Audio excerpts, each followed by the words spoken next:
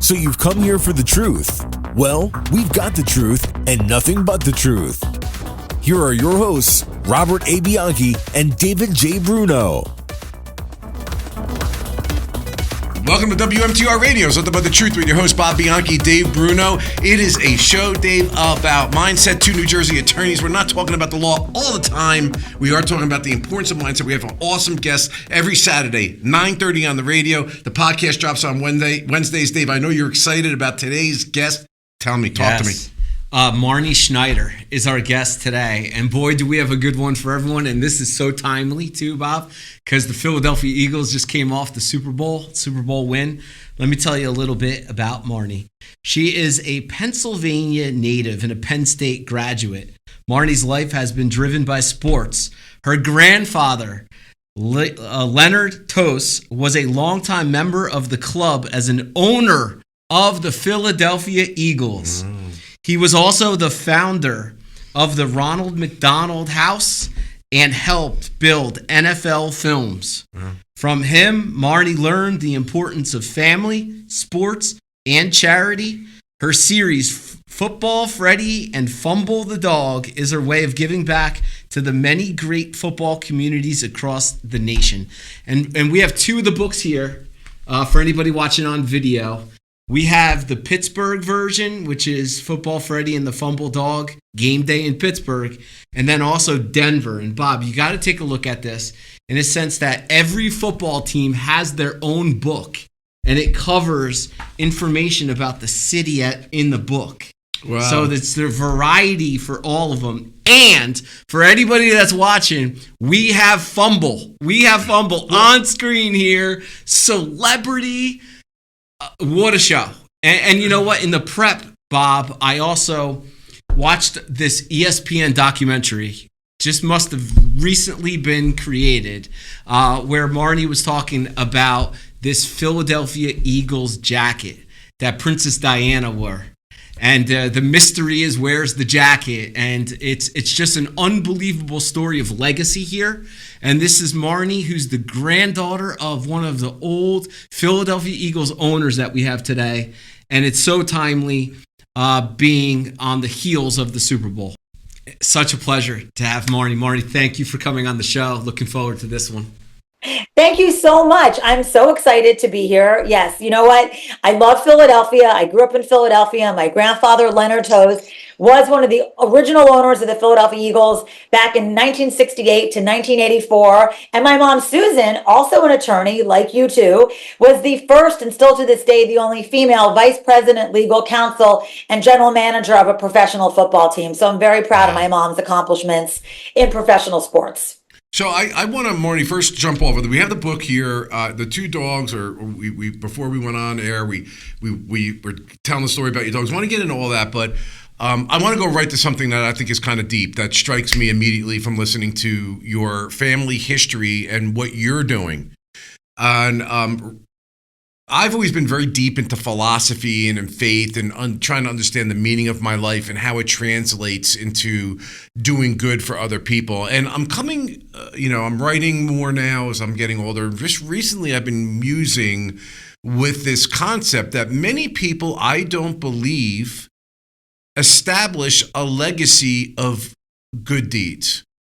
I don't think that their heart is necessary, not that they're bad people, but I don't think that they think that way. And your family has accomplished some tremendously important things in the eyes of the world, but yet, deep down, they're giving back to other people as the primary mission. And I'm really impressed by that. Can you tell me about that ethos? Well, thank you. And I think, you know what, whatever steps you take, even if it's just a tiny little step to figuring out how to make a difference, is a big step. And some people, they've never been around it. They've never seen it. I was fortunate at a young age. Not only did I get to travel around and see all these great football cities and learn about football and become a fan of the game itself, but I also got to see philanthropy at its finest, whether it was my grandfather being one of the original founders of the Ronald McDonald House and us traveling to different houses to see what was going on in different children's hospitals and making friends with the families. But I also got an opportunity to see what other people were doing that mattered to them. And there's so many ways to give back. And I think that my grandfather, if we were to ask him, he passed on 20 years ago, what he loved about owning the Philadelphia Eagles, I think he would say certainly he loved going to different cities and being a champion and getting guys to play and all that fun stuff. But I think that when it really came down to it, the crown jewel in all his accomplishments would definitely be finding ways to give back to the community. And certainly he did that in a huge way. Yeah, and I think that, tell me if I'm off base here, but I think that people say those things. I'm not really sure how many people really mean them, number one. I know you do. You have a family history and legacy of that. And the second is the value of that being so much greater, your legacy that way. Like, look at the tens of millions of dollars that the Ronald McDonald House has raised and how that goes on forever. So would you say you can have fun along the way. That's kind of tangential. It's kind of surfacey, having fun with the Eagles and all that. But would you say it is at the root, the thing that inspired him the most is the good that he was doing for people?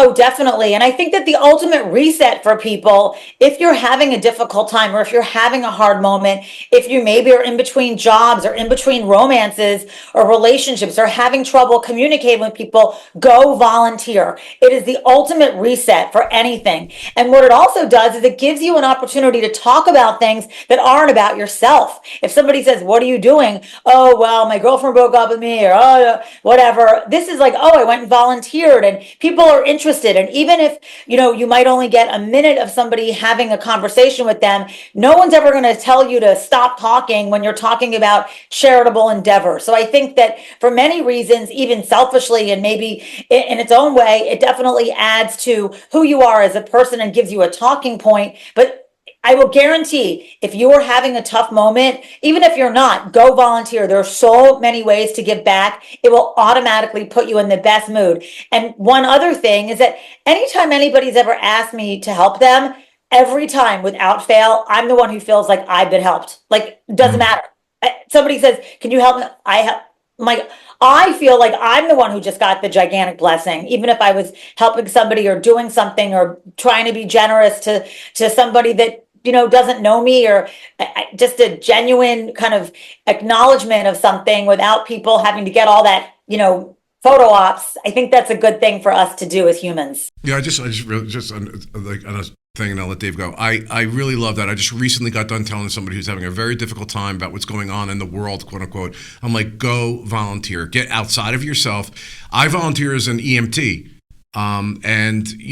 There's a lot of times you're helping people on a very basic level, just lifting them up and putting them in a chair, just giving them a kind word. And I value that so much because nobody's watching and nobody really knows. So there's no glam about it. There's no, fandom. But I know every day that I'm giving something of myself to other people and helping them. And I'm proud of myself for that, to be honest with you, Dave. Well, it gives you confidence. I think anytime, people that are successful have a couple things.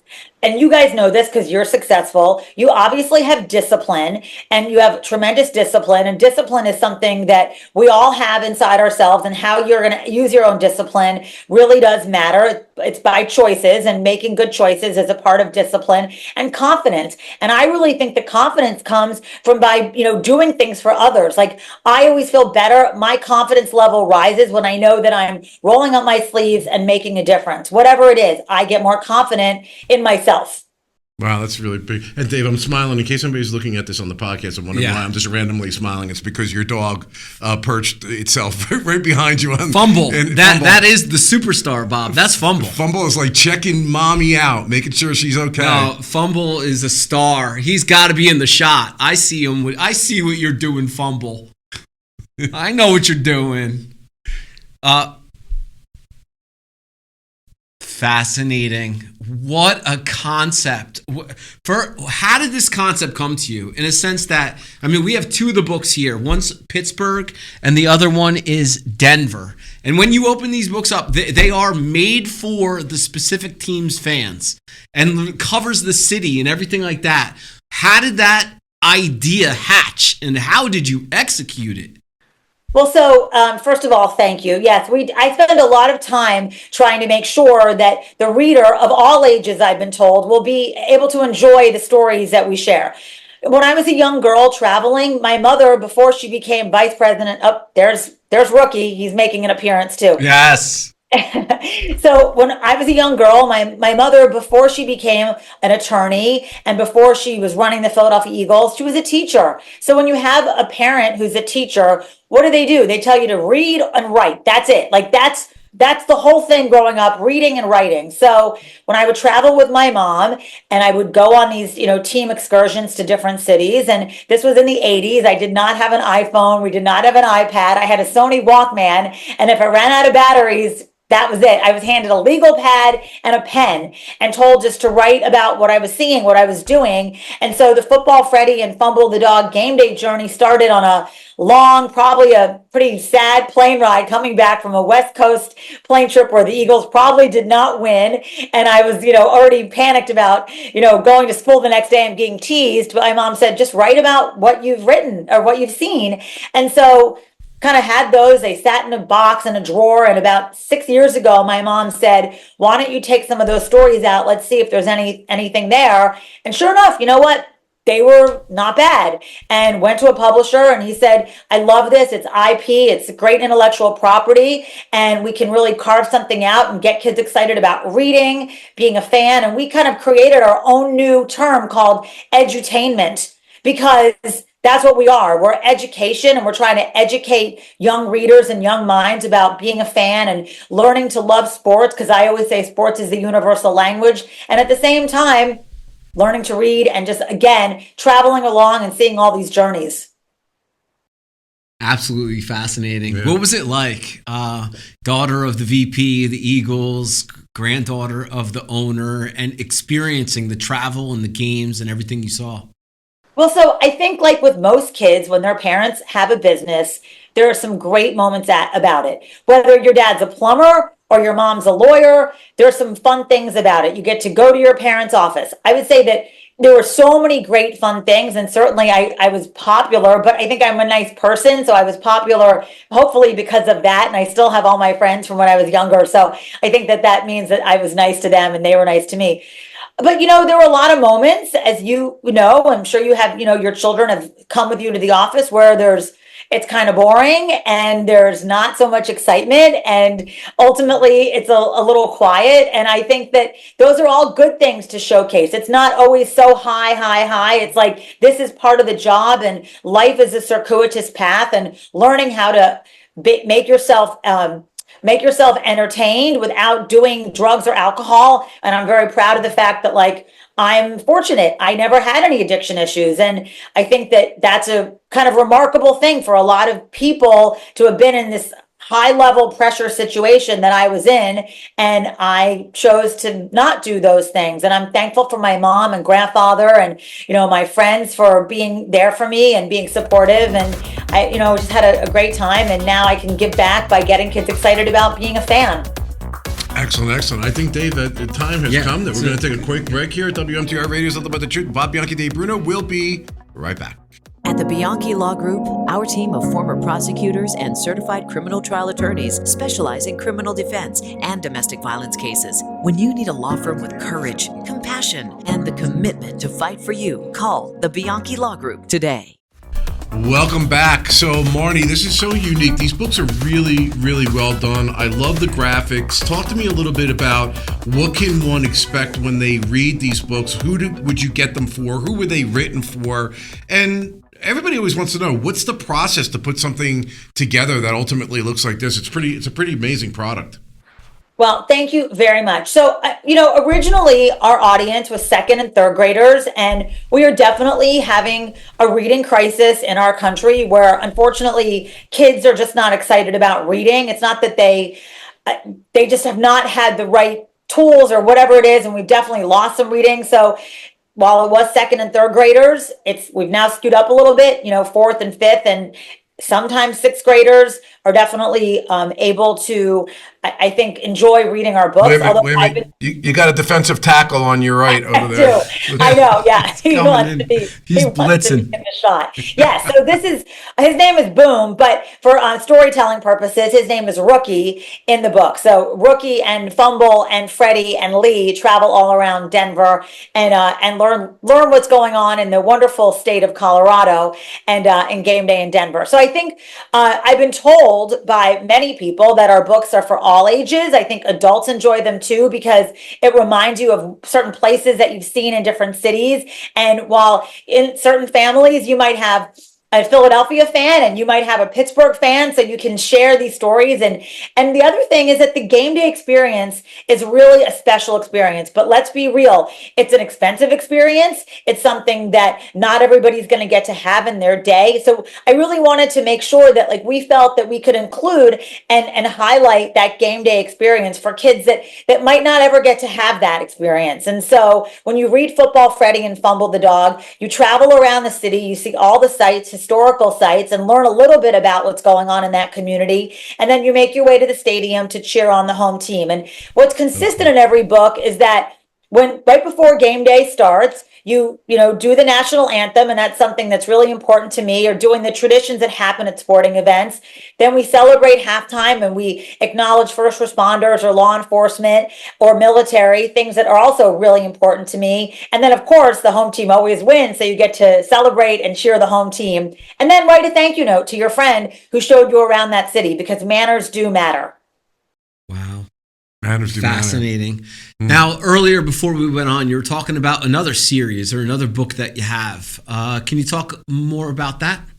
Well, so I've written 11 books so far. So Football Freddy and Fumble the Dog, Game Day in the USA. There's 11 different books, 10 different NFL cities. And then a couple years ago, I got the call. I didn't get the knock on the door, but I got the call. And the call was from the Pro Football Hall of Fame. And it still gives me goosebumps. And they asked me if I would write a book about Canton for them. So of course, when you get the call from Canton, you're like, yes, whatever it is. So I got to team up with the Pro Football Hall of Fame, the most incredible place. There's nothing like Canton, Ohio. I love Canton and I love the Pro Football Hall of Fame.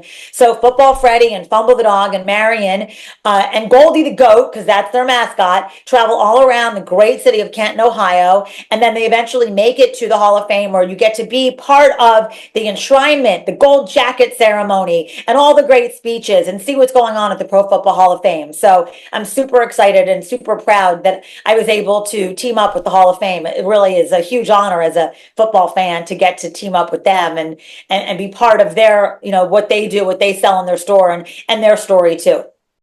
Awesome. Tell me about the book that you co-authored with Altwater. So that's the book right there. So my two most recent books, Game Day in Denver and Game Day in Kansas City, I teamed up with hometown heroes' wives, okay, because they're amazing people. So in Game Day in Denver, Letha Atwater, there's Rookie and Fumble is still right there. Letha Atwater is my co-author of Game Day in Denver, and Letha is an amazing woman. She's a therapist, and we were able to highlight and talk about some really important mental wellness tips for kids and for families. So those are things that really do matter to me. We want everybody to know that if you feel a little funny sometimes, that's okay. Even the most celebrated MVPs have those moments, but reading books, talking to your friends, eating healthy, going out and playing, those are some basic tips that'll maybe make you feel better. Obviously, there's other things that maybe, we can't help you with, but we really do think that reading is a wonderful coping skill. And then in Game Day in Kansas City, so I had quite a matchup in New Orleans this year. I had Philadelphia and Kansas City. So Philadelphia right here and Kansas City. So I felt like I won the lottery with my children's book series. So in Game Day in Kansas City, Trent Green, who is the quarterback for the Kansas City Chiefs, his wonderful wife, Julie, Kelly is my co-author in Gameday in Kansas City, and I love this book too. I love all my books because they really do tell a story, and I think, like I said, they bring life to the community and make you feel like you're actually at the game, which is so much fun. You could be yelling and cheering and celebrating your favorite teams and players. Sounds so much fun. You're having fun. I mean, you're serving the community, making impact, fulfillment at its best. Seems like you're having a blast. I think that I'm very fortunate. I know how fortunate I am. And so I would never want to squander all the blessings in my life of being able to have traveled and to make new friends. And really, again, like I say, sports really to me is the universal language. So getting kids excited about speaking a little bit of sports, whether it's, obviously X's and O's, maybe they'll, do some big time X's and O's. But I think ultimately having a little bit of sports knowledge, boys and girls alike, it will help you in everything. You can communicate with your teachers, with your parents, with your friends. And let's face it, there's nothing more fun than going and cheering for whatever team you like or cheering on a player that you like. Fans really do have more friends. There's a hard statistic about being a fan of anything, including yourself. You will have more friends. Amazing. Can you tell the story about the Princess Diana jacket? I think this is fascinating that maybe we're talking about it now because that jacket was worn by her. The Philadelphia Eagles leather jacket was crafted for her and made for her. And it's epic. You could find it in the restaurants in Philadelphia. But tell us a little bit about the history and the mystery of the jacket. So, okay, to go way back, Princess Grace of Monaco is from Philadelphia. All right, so what does it have to do with Princess Diana, aside from they're both princesses and wonderful women?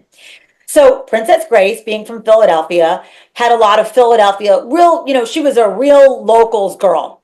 And one of her family best friends was a guy named Jack Edelstein. And Jack Edelstein worked for the Philadelphia Eagles, and he was a very good friend of my grandfather. So when Princess Grace passed away, Jack Edelstein flew to Monaco and went to the funeral. Well, at the funeral, Princess Diana was there. And he sat next to Princess Diana because Jack was a very close friend of the Kelly family. And he asked her, about football. She said, I don't know football. He said, what are your favorite colors? And she said, oh, I love the colors green and silver.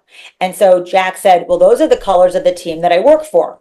And so, green, silver, and white, all of those colors. So he went back to Philadelphia and said to my grandfather, and if you knew my grandfather, he was an incredibly generous guy, philanthropically, but also loved to do things for people that just whoever, whether it was princesses or not, he liked to do things for people. So Jack said, I sat with Princess Diana and she loves the colors. And so my grandfather said, well, we can't just send her a box of t-shirts. We'll do that, but we need to make something special for her. So they created a special jacket, sent it to Princess Diana, and it became her favorite thing to wear. And I think it was when I think about Princess Diana and that Eagles jacket, I think it was her favorite thing to wear because it made her feel normal. It was something she could put on like a superhero cape, and she could pick up her kids from school or take her kids to school or go to the gym. And when she wore that representation of a football team on the East Coast, she had never been to an Eagles game. She felt normal. And I think that and she felt included, and I think she felt special. And those are things that we all want to feel included and special. And definitely, I think she felt that way when she put on that jacket. And where is it now? Has anyone been able to find it? No, we don't know. They've made replicas of that jacket. We don't know. I've been told that I probably need to reach out to the royal family and really dig deep and see if we can find. Make them a book. Let's do a book. I know. We need to go. We need to have like our Sherlock Holmes case and go over there and go find the original jacket. I think it would be an amazing exhibit at the Hall of Fame, but even just the story that a princess wanted to be wearing a football jacket is cool. Yeah, well, you got two former homicide prosecutors that would be pretty good for that trip, I think. I'm just saying. Let's do it. It's funny that you mentioned this, and you said that Princess Diana, it made her feel, we know that about her, right? Grounded and back to her roots as just a regular person, good, decent, wholesome person. I was about to ask you the same thing about you. You strike me as being an extremely grounded person, and I give you kudos for that, because you come from an environment where there's money and there's fame and there's success and there's agency and power, and yet your grandfather and your mom and you are so yourselves grounded. So it was interesting to me to hear you analogize why you thought Princess Diana loved that jacket, because I see that in you. Am I drawing a proper parallel here? I think I thank you very much. That is a really beautiful compliment. And yes, I think that I am very, again, it's about, for me, I love finding ways to add value to other people, and certainly because that's always made me feel better. But I think that being a good person and being nice and being kind, my grandfather had a saying that said, civility is not a sign of weakness. So he really exhibited that. And I think that hopefully I have picked up that as well. And I am thankful that I've had friends for a lifetime and can make new friends as an adult, which is something also that I think is a special thing to be as an adult. To make new friends is something that I really treasure as well. Like, you guys are my new friends, so that's cool. I tell you, you have such an equanimity of spirit amongst us that I think we've got to have you back. But unfortunately, we ran out of time. But it jumps right off you, and you have a very infectious personality and a lot of wholesomeness and goodness. And I say that even in our professions and the careers that we have, whether it be media or in our leadership capacities, that I love that civility is not a sign of weakness. It's a sign of strength. Strong people do for other people. They don't exert themselves on them. That is, I mean, that's really, and ultimately as humans, that's what we're here for. We're really here to provide for others and to find ways to bring joy to other people and to make other people feel safe and protected. That's really, I mean, you guys were a homicide. That's what you were doing for those families, is making them feel safe and know that they had somebody as an advocate. And I think when you can advocate for somebody, whether you're on the law side or law enforcement or just being a good person, that really says a lot about who you are. Again, you start to look back on your life and you start to see what your influences are. And I know it's not politically correct to say these things, but my mom was a spiritually empathic person. I was very sick as a child, so I was with her all the time. And she was an accountability expert. You're accountable for your life. Good or bad, whatever happens, if it's bad, make the best of it. Pick yourself back up. What is your philosophy? What are you going to do? What is your importance? What is your mission in life? I can hear these things over and over again from her. And I think that education is clearly very important, but I think we need to do a better job at educating our children as to what is the meaning of your life. What is the purpose of your life? What is the value? Too many of the younger people today, I see this even with the young professionals, are like, I call it like marbles bouncing off one another. They're all in their little silos, like looking at it like, what's good for me? There's not a more global perspective. And it's not shocking to me that after they get done off the sugar high, they crash because there's no substance left. I don't know. And they're not used to, the other thing is that I think that we live in a culture where people don't celebrate other people's victories.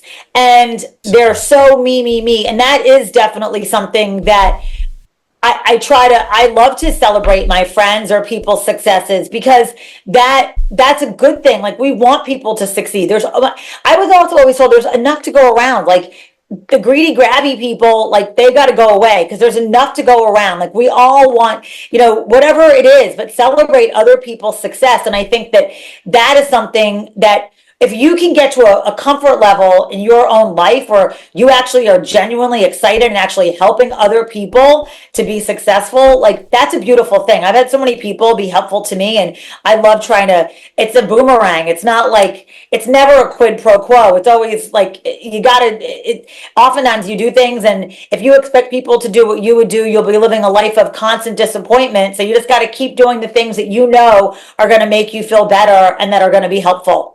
Yeah, I think that what I see is a lack of confidence, and people that don't have confidence in themselves are always bemoaning why somebody's got something they don't. They're always looking at the other person. And, another thing that strikes me too is, you get to a point, I think, where, at least I wish, if I look back, and I had to talk to my younger self when we use that euphemism, I'd say get away from the toxic people quicker. Don't be worried about their feelings or their sensibility, or think that you're going to have some capacity to change this clutching mentality, this pointing, accusatory, brittle, negative, nasty, whatever it may be. Run away. Don't waste your time and energy. That's for them and someone else to deal with. I don't know if that makes sense to you, but many times I felt like, I feel bad for this person, or that was a mistake. I should have moved on. Well, I think that again, and that's where doing things to help others so that like your moral compass is calibrated. I think that does give you confidence. And if you have a calibrated moral compass, toxic people, there is something to be said about toxic people. They might be charming and you might not have the tools to be able to escape them as quickly as we would like. But if you're involved in things, every time I have some sort of disappointment, not even like a major one or something, that what I find what always gets me back to like feeling good about myself and is doing things for other people. And it just, without fail, it always does. So I think that's like, that quickly grabs you out of that melancholy, woe is me, victim crap. It is going and doing something. And there's so many ways to do things. And it doesn't have to be anything grandiose. It doesn't have to be like writing a check. It could be literally just going and volunteering at the Ronald McDonald House and making cookies for the families. There's so many things that if you want to find a way just to give back, there's lots of ways to do it. Wow, that's great. Great. It is great. And for anyone that wants to check out these books, buy the books for your kids or family members, Amazon. They're on Amazon. And thank you for sending us these books. I'm going to take them home and definitely read with my kids with these books. I'm just going to take it home and read it myself. I've been told by very, very, very, very important people, okay, that they're books for all ages. All right, I'm not going to say. That's great, Bob. When you're done with your book, make sure I get it so I can read that. Marnie, how do people find you? Excuse me? How do people find you? Oh, okay. So you can go to Instagram on Marnie Schneider 1 on Instagram. I'm on LinkedIn, on Facebook, and MarnieSchneider.com. So I think it's pretty simple. Or they can go to you and then you can direct them to me. Marnie, you're the best. We definitely had to have you back on. I really appreciate it. So that's it, Dave. Unfortunately, we ran out of time. This is WMTR Radio's Other But Truth. Bob Bianchi, Dave Bruno. Saturday's 9:30 radio show. Dave, the podcast drops when? That's Wednesdays after the show. It's nothingbutthetruthpodcast.com. We're recording video. We are audio on the radio as well. But that is the website with everything. Show notes. We're going to be dropping some links to the books and everything like that and sharing across all of our platforms. So Marnie, Instagram, LinkedIn, YouTube, that's where you're going to be on this show. And we'll pump this out to our audience because this is something that they have to hear. Thank you. Thanks, Marnie. Thank you, guys. Thank you. Bye, guys.